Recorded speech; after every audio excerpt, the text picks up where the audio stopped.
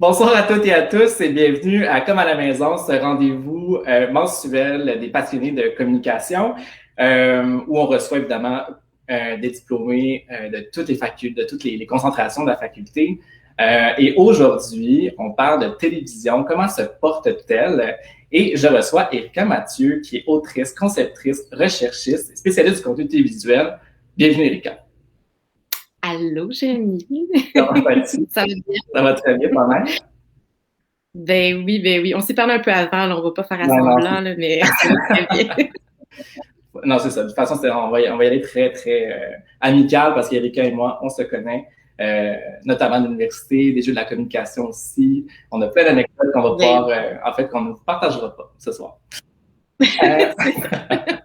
alors, comme vous pouvez voir, encore une fois, dans les commentaires, il y a des robots automatisés là, qui pullulent là, présentement. On a des gens à l'UQAM qu'on salue qui vont évidemment supprimer ces commentaires-là. Alors, laissez une petite minute, 5 minutes, là, qu'on fasse le ménage et vous pourrez interagir avec nous sans problème. Alors, Erika, tu es diplômée du certificat en dramaturgie et scénarisation ainsi que du bac en télévision à l'UQAM. Tu as conceptualisé et coécrit Nomade, donc ta première série de fiction sur ici tout.tv, pardon, qui a remporté 6 prix Gémeaux. Félicitations. C'est quand même, c'est pas rien, notamment meilleur texte pour une émission produite pour les médias numériques jeunesse. Tu cumules maintenant plus de 5 ans d'expérience en jeunesse, notamment pour le magazine Jeunesse Cochon d'Inde à Télé-Québec. Ça fait beaucoup. Déjà, ça fait pas longtemps que tu as gradué. Alors, on va parler évidemment de télévision. J'aimerais que tu nous parles, première question, qu'est-ce qui différencie et caractérise la télévision québécoise? Ces temps-ci, t'as dit? Ou en général? En général, on y va très, très large là, pour mettre la base. C'est moi qui ai mal entendu. Ben, la télé québécoise, ben, comme le cinéma québécois, où c'est sûr qu'on est un petit marché. On est une population, on n'est pas beaucoup de monde, on n'est pas beaucoup de monde aussi qui parle français. Donc, c'est contrairement à la télévision canadienne anglophone, ben nous, on fait nos propres émissions pour nous. On a notre propre marché. Fait que c'est spécial parce que autant on est originaux puis on fait plein d'émissions avec peu de moyens. Ceci, on se le fait souvent dire. Mais puis qu'on fait des super shows, autant il y a cette volonté de plaire un peu au plus grand nombre parce que ben si tu vas trop de niche, tu vas aller chercher vraiment une petite part de la population déjà qu'on n'est pas beaucoup. Fait c'est un pas un problème, mais c'est quelque chose qui fait partie, en fait, de tout ce qu'on fait quand on développe des contenus télé, je crois. C'est un peu le nerf de la guerre d'aller essayer d'aller rejoindre le plus de gens possible. Donc, il y a cette espèce d'ambivalence de autant tu veux faire des trucs qui sortent de l'ordinaire, qui ont été jamais vus, qui ouvrent des portes. Tu vas aller couvrir des sujets des fois que peuvent être un petit peu plus edgy, puis en même temps, tu veux pas non plus... tu veux pas perdre ton public, tu sais, qui est assez... c'est ça. Tu veux un peu plaire à tout le monde en même temps. Mais comment qu'on fait pour justement pas perdre ce public-là quand on a des géants comme Netflix, on a des Amazon Prime, on a Hulu, donc il y a vraiment une surabondance du contenu. Comment qu'on fait justement pour aller chercher ces gens-là, ce public-là, pour qu'on puisse se différencier de ces géants-là? Ben, c'est sûr que il y a peut-être aussi dans les strates d'âge, tu sais, je pense pas que la population plus âgée va nécessairement être abonnée à toutes les plateformes comme Netflix, Crave et tout.tv de ce monde. On dirait que ça fait partie un petit peu plus de notre ADN de 18 à 40 ans aller chercher des contenus à l'international puis ailleurs puis à être abonné. C'est une autre façon de consommer de la télévision.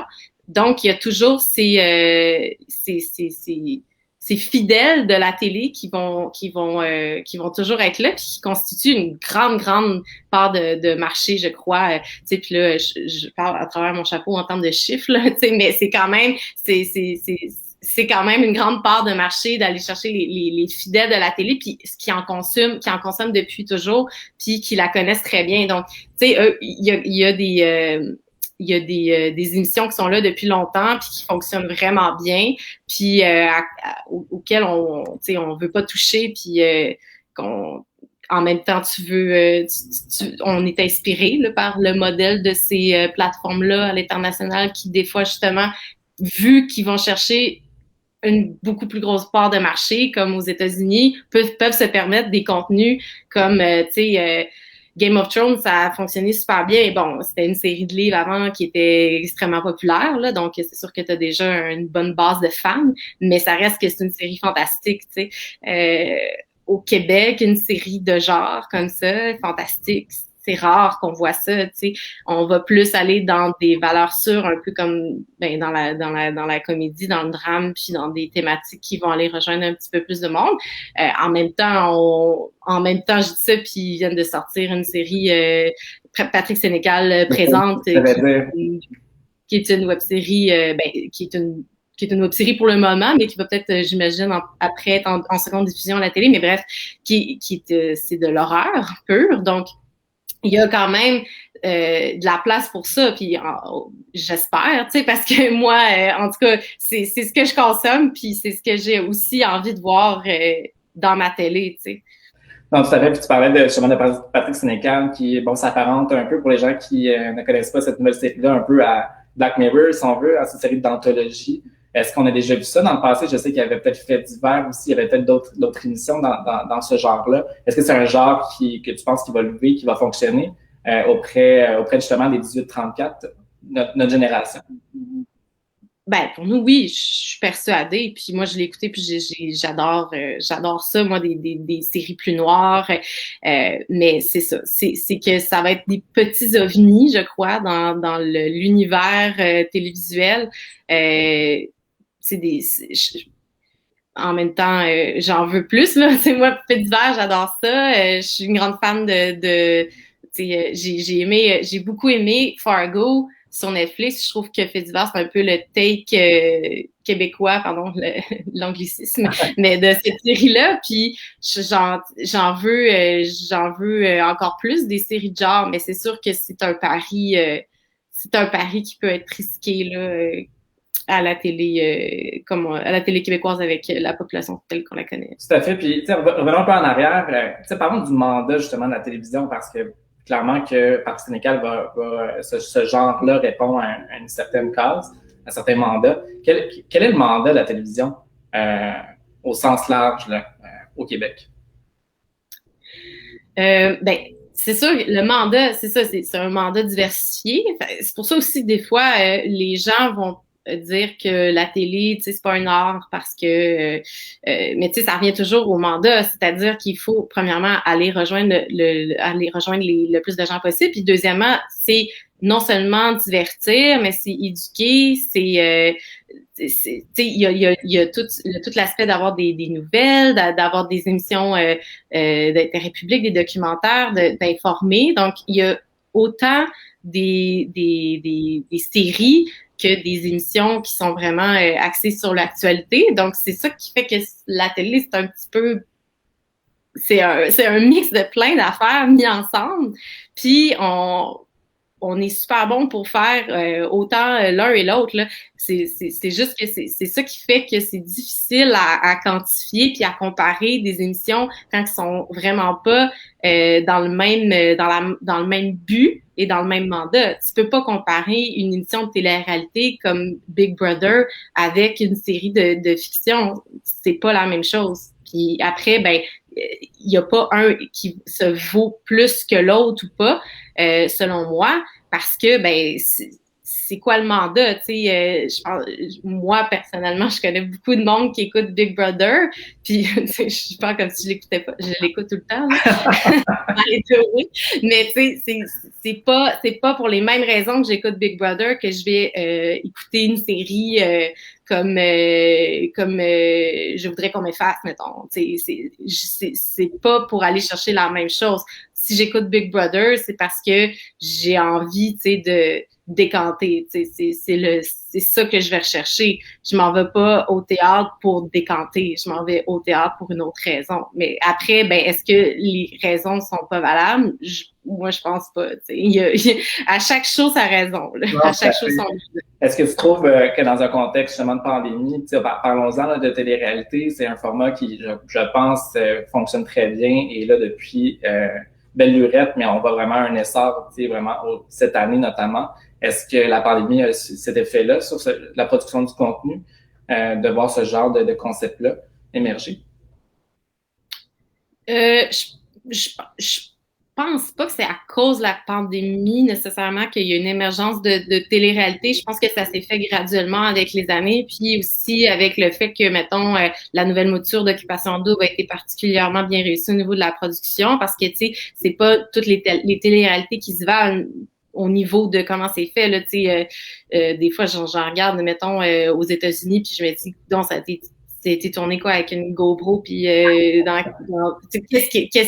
que je regarde, là, c'est bizarre, là, tu sais, c'est pas toute la même production value, là, fait que, tu sais, je pense que c'est juste, les gens ont comme réalisé qu'il y avait de la télé-réalité qui pouvait être faite avec quand même, tu sais, beaucoup de budget, une grosse équipe, puis d'année en année, ben, il y a des formats qui sont rachetés, on se peaufine. Ceci étant dit, je suis zéro je suis pas une pro de la télé-réalité, fait que je peux pas te dire si c'est, peut-être qu'en termes au niveau de la COVID, il y a eu un essor par rapport à peut-être que les gens ont envie de retrouver là, leur gang de Big Brother à la fin de la journée là, parce qu'ils n'ont pas vu personne puis sont tristes. Là, la télé peut répondre à ça aussi, surtout dans un contexte de pandémie. Est-ce que, tu es plus du côté de la production, évidemment, conceptrice, tu conçu des shows, c'est comment concevoir un show en pandémie, justement, sur des plateaux de tournage? Explique-nous ça un peu. Est-ce que ça a changé cette année, j'imagine? Ben, moi, j'ai pas été beaucoup sur des plateaux de tournage, c'est plus en fait dans l'écriture puis justement la conception de la maison. J'ai passé une année complète presque à travailler de la maison. Donc, mais par contre, ça influence grandement le contenu parce que presque pour je viens de terminer l'écriture d'une web série qui va être sur la plateforme de Télé-Québec. Puis mettons, tu penses juste en termes de scène d'intimité, on se croise les doigts que ça va être terminé quand on va tourner. Mais tu sais, c'est un beau casse-tête là, tu sais de tu sais puis autant tu veux c'est comme ça devient un espèce de bon, moi je veux avoir je vois certains comédiens pour faire certains rôles, mais en même temps, est-ce qu'ils peuvent faire des scènes d'intimité ensemble? En tout cas, tout ça devient super complexe. Puis en même temps, ben sur des gros plateaux, c'est d'autres enjeux. Même des scènes avec des mariages ou des parties. Là, je suis pas encore, je suis pas super au fait de toutes les règles de tournage, mais quand même, c'est pas simple. Fait que je comprends, mettons, une série comme, je pense que c'est Les Beaux Malaises qui avait repoussé le tournage, puis je les comprends. En même temps, je sais même pas si finalement ça a changé quelque chose parce que les règles sont en vigueur depuis juillet passé. Fait que c'est ça. C'est sûr que ça influence un peu le contenu, mais je pense qu'on espère tous que ça va passer. Ça a l'air très complexe. Notamment dans Les Beaux Malaises, il y avait une entrevue, tout le monde en parle, de Martin Matt, où il disait justement que sa mère, dans l'émission, a une scène où elle a une relation sexuelle, la personne décède. Je sais pas si vous avez vu, c'est vraiment un beau malaise. Puis c'est un mannequin, justement, qui était sur la personne. C'était même pas une vraie personne, parce que, bon, c'est quoi son nom déjà? à l'actrice. Martin Matt. Pas Martin Matt, pas dans sa mère, dans les mots malaises. Mais à partir de tel âge, il y a des restrictions, évidemment. Les règles sont pas les mêmes. Il y a de 15 minutes entre les personnes. En tout cas, ça avait l'air très complexe au niveau des tournages. Oui. Fait que j'en Puis, tu veux pas faire de compromis au niveau de l'histoire parce que déjà qu'on fait des compromis au niveau du budget souvent. Ouais. À un moment donné, les compromis, on commence à ça commence à faire là. Bon, les vaccins. On a cette expression-là au Québec, qu'on utilise souvent, ça, c'est de la bonne télé. Selon toi, c'est quoi de la bonne télé? Parce que je pense qu'on en fait de l'excellente au Québec. Alors, explique-nous un peu pourquoi. C'est quoi la bonne télé? Ben, si on parle de non-fiction, mettons qu'on parle de show, si on parle d'entrevues, si on parle de documentaires ou de n'importe quelle émission qui n'est pas de fiction, pour moi, ce qui fait de la bonne télé, c'est quand il y a un moment d'authenticité à la télé. Puis que ce soit touchant ou que ce soit une énorme frette, mais tu te dis comme wow, j'ai assisté à ça, tu sais, puis j'ai tout vécu ça avec eux. C'est comme si j'étais là, tu sais, c'était pas stagé, il y avait pas de flafla, c'était pas scénarisé. Puis là, je parle pas des faux bloopers dans les galas de Juste pour rire. Là. Je parle vraiment, tu sais, de mettons, il y a sur le plateau, il y a quelque chose qui se vit, puis que tu sens que c'est ça, tout le monde est là, puis il était pas en performance, tu sais. Je vivais pas comme une espèce de rôle. Moi, j'adore ça. Puis en fiction, ce qui fait de la bonne télé pour moi, c'est quand tout est en cohésion parfaite, tant au niveau du texte que de la réalisation, que de la distribution, de la DA, les costumes. Quand tout est parfait, là, c'est là que ça fait comme des séries dont on va se souvenir pour l'éternité, tu sais, parce qu'il y en a tellement qui se font, pardon, puis au final, qu'est-ce qui fait en sorte qu'une série, on la réécoute aujourd'hui ou pas, c'est parce qu'elle était parfaite, donc, presque. Non, totalement. Puis je pense que, en tout cas, je pense qu'on est très attachés. On est un peuple qui est très attaché à sa télévision. C'est très, très culturel. Puis je pense que c'est un marqueur de différenciation que, par exemple, peut-être que le reste du Canada n'a peut-être moins avec sa propre télévision. On a vraiment créé un écosystème qui est tellement unique en son genre, avec une qualité, une valeur à ajouter là, qui est assez. C'est très québécois en fait. J'avais une question par rapport au prix, par rapport à la place. On célèbre évidemment la télé avec les Gémeaux. Est-ce que c'est important de la célébrer cet art-là au final? Ben oui, c'est important. C'est sûr que c'est important. Puis c'est toujours. Je pense que dans n'importe quelle sphère, des fois, il y a tellement une surabondance de contenu qu'on essaie de se référer à certaines valeurs sûres. Des fois, les prix vont pouvoir t'indiquer peut-être plus comme les productions que tu devrais regarder. Mais il y a beaucoup de prix aussi dans les Gémeaux. Fait que, c'est sûr que après tu te demandes pourquoi nous on a des prix et quand dans d'autres sphères de métier ils n'ont pas de prix, puis pourquoi. Mais c'est sûr que c'est ça. Je pense que autant on célèbre la musique, autant on célèbre le théâtre qu'on devrait célébrer la télé. Puis après, est-ce que ça doit être diffusé ou non? En fait, ça n'aurait aucun sens que ce soit pas diffusé parce que c'est de la télé. Mais après, pour moi, c'est pas tant que c'est-tu nécessaire d'en faire un show que plutôt de le garder. Je sais pas, mais c'est toujours plaisant. Clairement, la preuve, 6 Gémeaux pour Nomade, c'est pas rien. Je pense que c'est important qu'on reconnaît le talent d'ici à travers justement les œuvres qu'on crée. Pour moi, c'est clairement la télé représente un art qui est très important à souligner à travers les galas, qui est aussi divertissant. Puis c'est aussi de la télé, un gala, puis c'est toujours le fun à regarder. On parlait tantôt de web-séries. À quel point ce médium-là est important dans l'écosystème télévisuel québécois? Ben, il est important parce qu'il donne la chance à, justement, tout le volet, on n'a pas moins l'intérêt, mais on a moins le désir de plaire à un large public, je crois, avec la web série. Puis on donne plus de chance à des créateurs qui ont moins d'expérience, tant au niveau de l'écriture que de la réal, que des comédiens. Fait que je pense que c'est vraiment important pour ça. Puis avec, c'est juste que on fait autant de la bonne web série que des bonnes émissions de télé, je trouve, en termes de production avec moins d'argent. Fait que, tu sais, après, c'est spécial, mais c'est super important parce que, justement, c'est là qu'on peut créer des choses qui nous ressemblent, je trouve, ma génération, tu sais.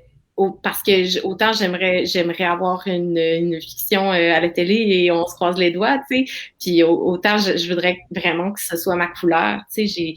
C'est ça, je pense, qui est la liberté de la web série, c'est de pouvoir mettre ta couleur. Non, totalement. Puis est-ce que la web série permet d'aller chercher encore plus de monde à l'international? Est-ce que c'est un véhicule qui te permet d'aller chercher plus de personnes au final? Ben, c'est sûr que je sais que si les web-séries après font les festivals, font ces concours-là et tout, est-ce qu'on va... Oui, ben, c'est sûr que c'est plus facilement exportable, visionnable quand c'est sur Internet que quand c'est à la télé, là, c'est sûr.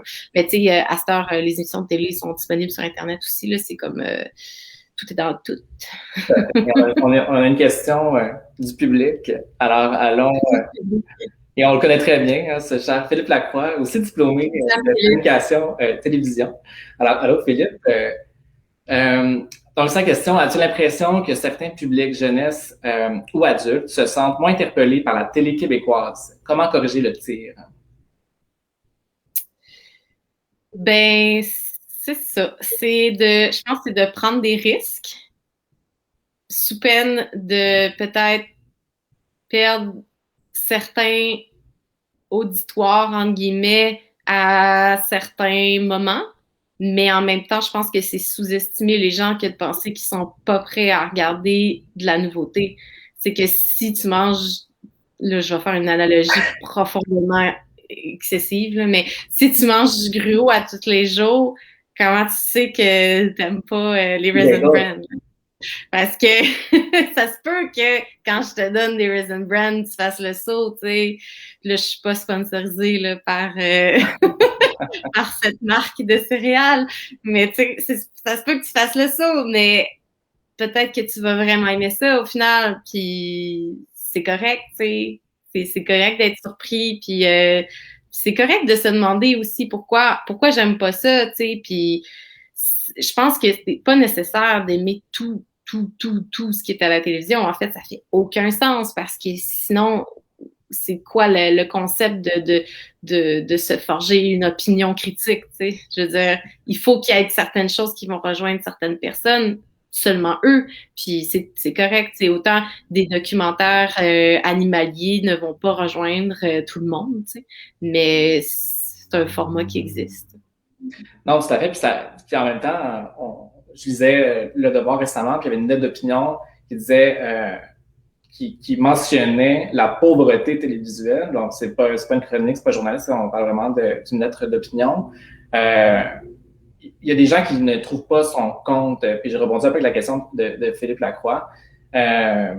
Donc, cette personne-là dans Le Devoir stipulait que si justement tu n'étais pas intéressé par la télé-réalité, par les émissions de variété, par les vedettes, par le patinage, ben, finalement, il n'y avait rien de disponible gratuitement, par exemple, quand on n'est pas abonné.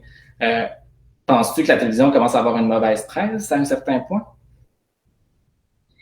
Je pense que non. Je pense pas que de façon générale, la télé a mauvaise presse. Je pense que les gens sont vraiment, vraiment attachés. Puis en plus, on fait de la vraiment bonne télé. Les équipes sont super bonnes.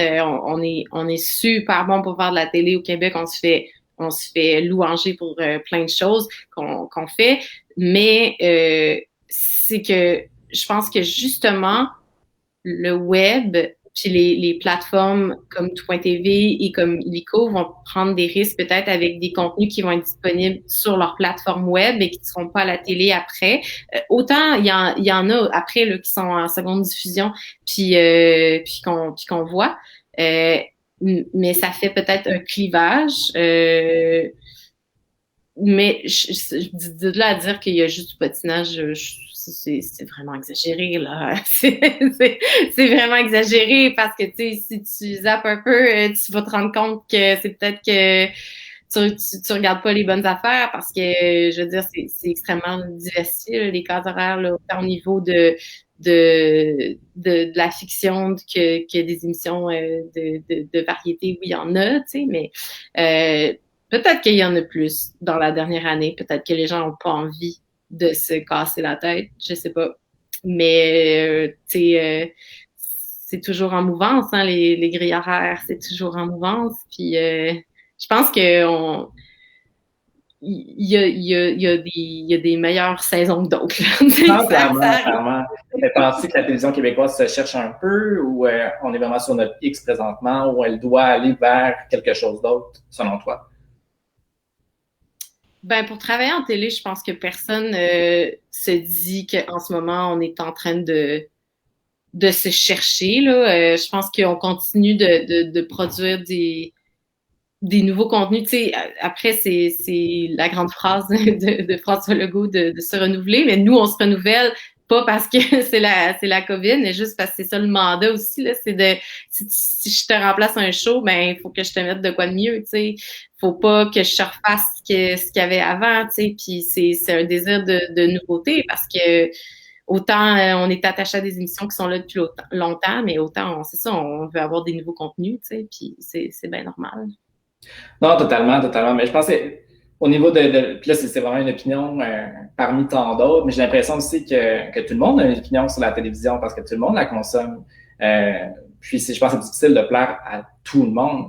Puis c'est un peu ça que tu disais dans son mandat. Est-ce que le mandat devrait s'élargir un peu plus, s'éloigner un peu du divertissement, proposer des cases horaires justement qui sont grand public pour aller chercher d'autres sujets plus profonds? Est-ce qu'il manque de diversité du contenu à large? Je ne veux pas la diversité au sens propre, mais vraiment la diversité au niveau des formats?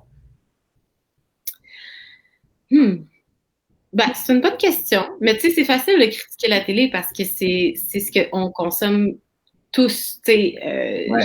partout, vraiment pas tout le monde, mais c'est quand même la chose la plus accessible. Il y a, tu sais, beaucoup de gens qui consomment de la télé, mais quand je dis télé, pas nécessairement sur une télé, mais des contenus télévisuels sur leur ordinateur ou sur leur tablette.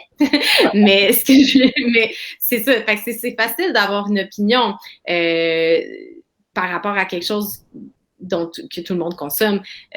Ceci étant dit, je pense qu'il y a aussi l'éternel combat des gens qui pensent que, vu que c'est payé avec leurs taxes, qui doivent avoir un mot à dire sur le contenu. Mais moi, je pense pas. Dans le sens, oui, c'est bien d'avoir l'opinion quand même générale, mais on est quand même on fait quand même ça de nos vies, puis je pense que d'habitude, oui, tout le monde peut se tromper. Il y a des shows qui sont abominables dans la vie, là, puis qu'on se dit, ben, on a passé à côté du mandat, mais c'est quand même, les gens qui font de la télé sont bons pour la faire, tu sais, puis de façon générale, sont quand même pas mal dessus, là, tu sais. Non, totalement. Puis tantôt, tu disais aussi que ben, on est très attaché à la télévision. Évidemment, on est un peuple qui est très attaché à cette télévision. Trouves-tu qu'on est un peu trop nostalgique au Québec? On tend à garder des concepts longtemps. Tout le monde en parle 17 ans de vie. On a vraiment des émissions qui perdurent dans le temps. Est-ce que c'est propre à notre télé, ça? On voit ça un peu partout dans d'autres marchés. Ben, en même temps, il y a des shows qui ont duré tellement longtemps ailleurs aussi. Je pense que quand tu as une formule, comme tout le monde en parle, mettons, c'est assez straightforward, là, tu sais, c'est un panel, puis on parle de l'actualité.